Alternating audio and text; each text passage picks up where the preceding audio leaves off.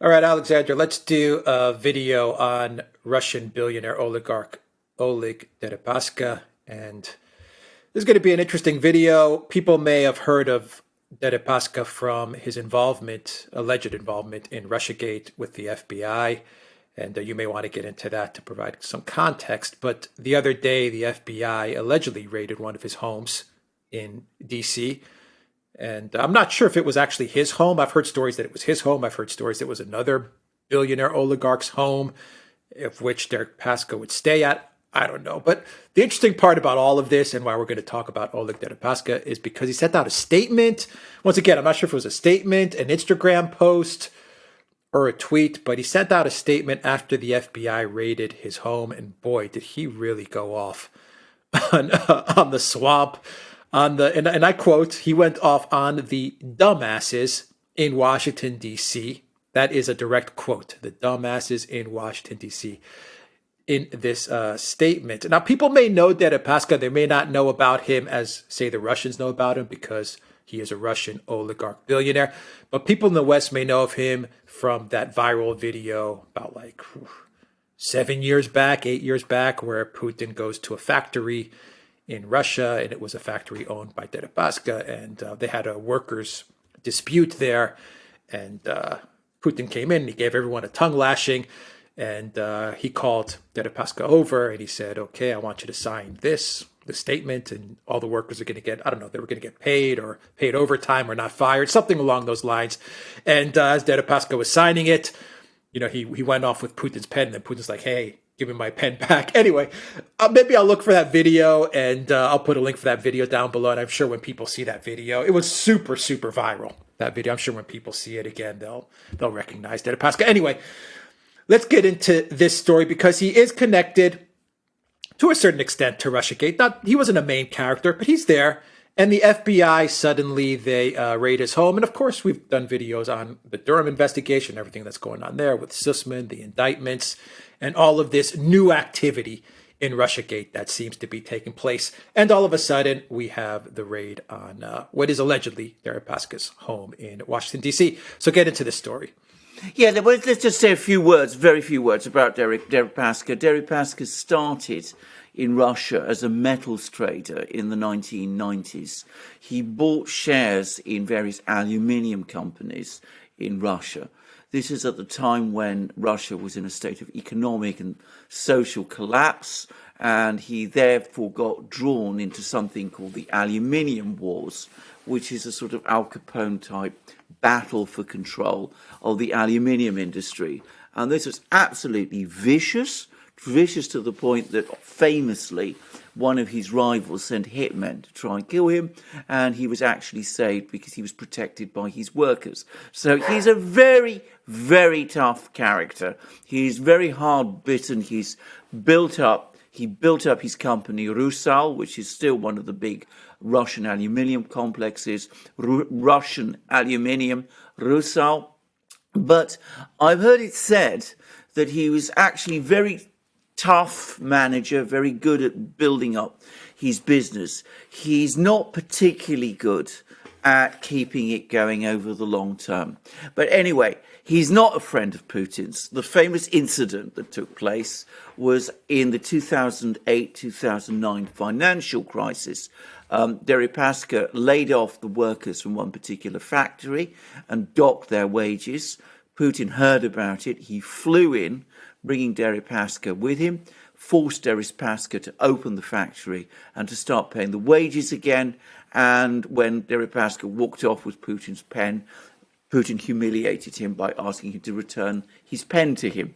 And that was what he correctly said, all caught on video. So it was a reminder to the Russian people that it was Putin who was in charge, no longer oligarchs like Deripaska. Putin has the concerns for people's interests and wants to see them working. And, he's going to act for them even against the oligarchs. And that was an important event in 2009. And there's no question at all that it was partly staged, but it was also undoubtedly the case that Deripaska came out rather badly from it. And it's well known that Deripaska is not particularly close to Putin. I say well known in Russia. And in fact, he actually launched Rusal in, I think it was the British stock market in Britain. That was where he floated Rusal, not in Russia itself. So he's got a complicated relationship with Putin. But of course, he's also forged various contacts with all sorts of people in the West. He owned businesses in the United States. He seems to have owned various properties in the United States. And at some point, he got onto a US sanctions list. And the reason he got onto a US sanctions list is because two of the people he knew, one of them was Christopher Steele. Remember him? It turns out Christopher Steele has done work for Deripaska. Another was Paul Manafort. And the connection to this whole story, the point where it all really began to get bad for Deripaska, is that it seems that Manafort may have offered Deripaska private polling data during the 2016 election, which might have indicated which way the election was going. This is private Republican polling data. Remember that for a time, Manafort was Donald Trump's campaign manager. So in the fevered imagination of all sorts of people, this proved a connection between Donald Trump and the Russians. Didn't actually prove a connection between Manafort and Deripaska. And I should say, as I understand it, Manafort was trying to sell this polling data to Deripaska. And it didn't, in the end, amount to anything, as even Robert Mueller acknowledged. But it's been enough, I suspect, to get Deripaska onto a US sanctions list. And the story we're now hearing is that this latest FBI raid is supposedly on Deripaska's property, on his house in Washington, D.C., as he's on a sanctions list. He can't himself any longer go to the United States. But it meant that the FBI people turned up there. Deripaska denies that he owns this house anymore, or the other properties that were also raided. If they were his property, they would have been confiscated by the US authorities. He says that they belong to members of his family. Now, it may be that they actually do belong to him, and that these family members are proxies. I'm not going to get into that discussion. But the point that Deripaska is making, and as I said, he's no friend of Putin, is that all of this is another attempt to try to revive Russiagate, to put more life into this ghost.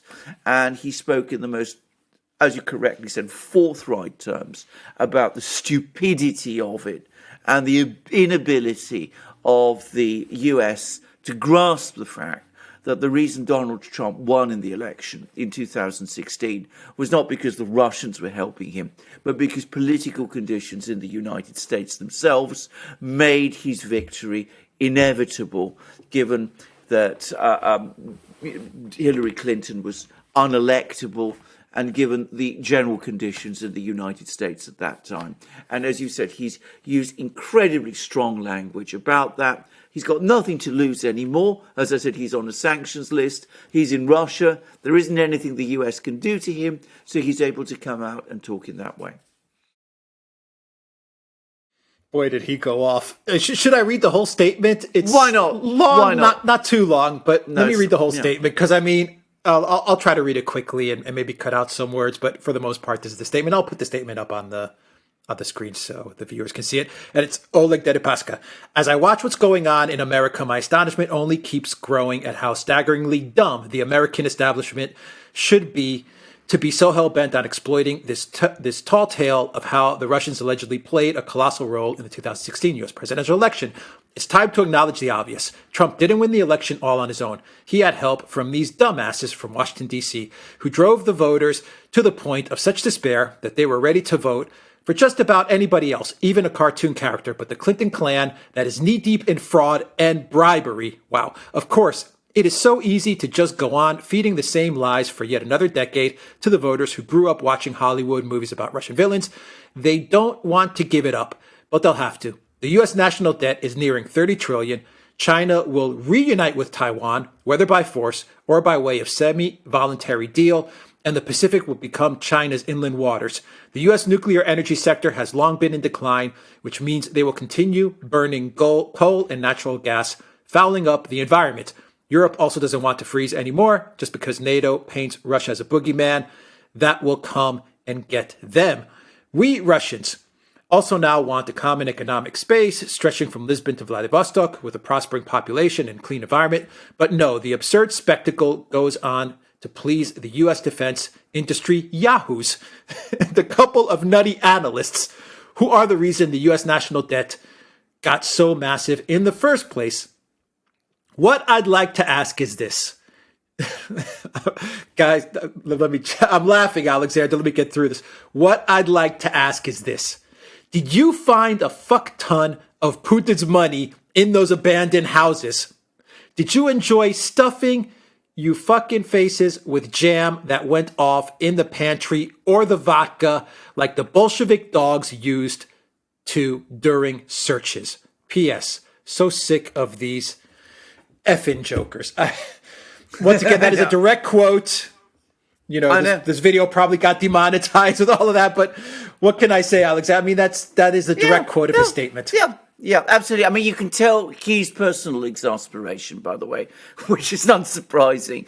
And it's also the exasperation shared by many people in Russia, by the way. I mean, you know, that this constant topic of Russiagate gets brought up all the time. And in fact, as I said, it has no basis in reality. And the United States is wasting all its time and energy chasing ghosts, even as the geopolitical and economic balance of power shifts against it. So instead of focusing on the real challenges that the United States is facing, it's instead going around spending time raiding Deripaska's houses, no doubt drinking what they say at Deripaska's houses, drinking the vodka they find there, eating the sour jam, and not finding Putin's billions because, of course, they're not there. So that's what Deripaska is basically saying. Now, I suspect that he's probably angry because, obviously, you know, if he does have an interest in these houses, likelihood is that he's going to lose them anyway. But realistically, he's not able to access them anymore because, of course, he's not able to go to the United States. And since we're talking about foolish decisions, I'm going to add that there was, when the United States imposed sanctions on Deripaska himself, they failed to think the thing through properly, because Deripaska at that time was the chief executive of Russia Aluminium, Rusal. Rusal was one of the world's biggest aluminium producers. The fact that Deripaska, its chief executive, was under sanctions meant that Rusal itself found itself in effect under sanctions because nobody was prepared to work with it. Given Rusal's enormous importance in the world aluminium market, that caused aluminium prices internationally to surge. That then had a knock-on effect on the US economy, particularly US car makers and plane makers, who are heavy users of aluminium. And the United States has to come round and negotiate with Deripaska in order to get Deripaska himself to edge out of Rusal and get Rusal itself taken off the sanctions lists so that order could be restored to the world aluminium market. So it was actually, in terms of Russia-US policy, a massive own goal. It demonstrated that there are limits to the kind of sanctions the US can impose on Russian companies, on strategic Russian companies, because doing so, given the size of Russia's economy and its importance in the world trade system, it can impact directly upon the US economy itself. But, you know, Deripaska obviously isn't concerned about all of that in this statement. He's talking about other things, and the gist of what he's saying is that the United States is mismanaging its affairs. It's losing the competition with China. The Pacific will fall under Chinese control. Europe itself is in a mess.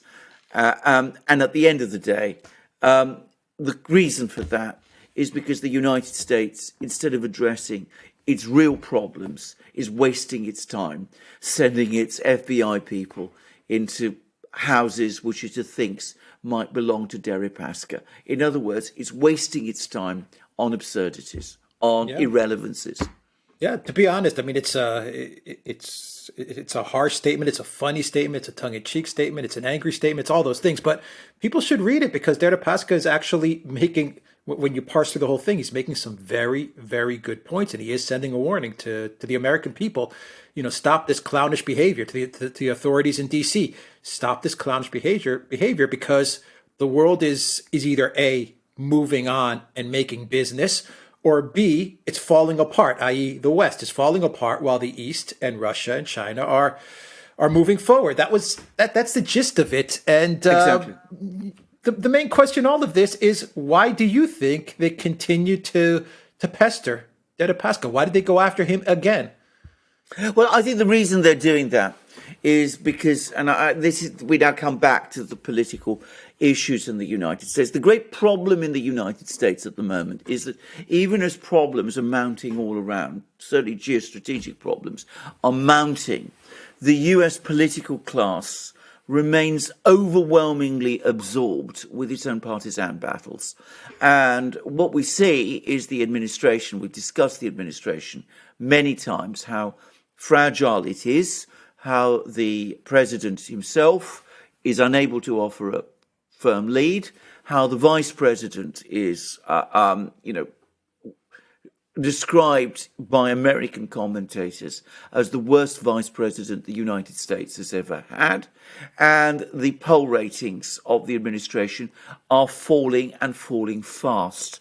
And there is now signs that the Republicans are rising in the polls, that they will take control of Congress next year. And it's also increasingly looking as if the plans the Democrats had for their great shaping, remodeling of America are going nowhere. The latest attempt to pack the Supreme Court, for example, seems to have come to nothing. The great spending programs are bogged down in Congress. And, of course, Donald Trump's ratings are rising too. And he seems to be edging towards considering a run. So what do you do in this situation? Well, you look for the Russians, the Russian boogeyman that Deripaska was talking about. You resurrect the Russian boogeyman because that worked for you after a fashion before. So you play it up again. You look for enemies elsewhere rather than acknowledge your own mistakes. Yeah. What a crushing statement from Deripaska. Anyway, incredible statement. Yeah, I mean, he's a clever man. Him. Absolutely, he's a clever man. I mean, and you can see there's a lot of it is tongue in cheek. I mean, there's clearly anger there. I'll just finish by saying, of course, that he was very much somebody who wanted engagement between Russia and the West. He was not one, who wanted Russia to fall back on itself or wanted to forge closer relations with China. He was always somebody who wanted engagement with the West. As I said, he floated his company, Rusal, I think, on the London stock market.